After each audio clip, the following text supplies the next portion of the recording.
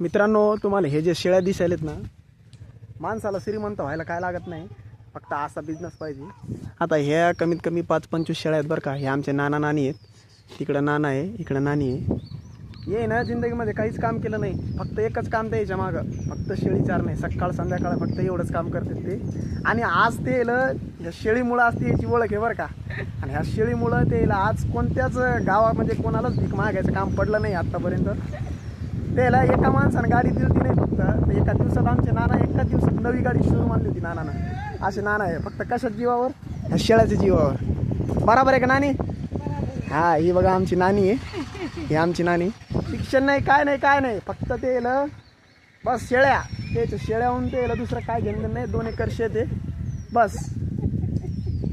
कमी नाही कोणत्याच गोष्टीची. बारीक बारीक पिले वार्षिक उत्पन्न द्यायचं कमीत कमी माझ्या अंदाजानं 3-4 लाख रुपये होत असेल.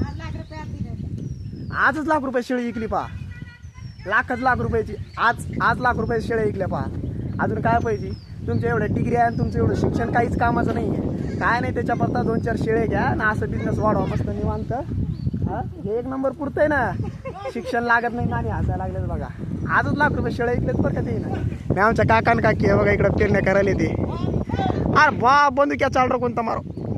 हे बंदुक्या दे. गावठी पेरणी आपली. पहिले लोक अशीच पेरणी करायची बरं का. आणि हीच पेरणी खरी.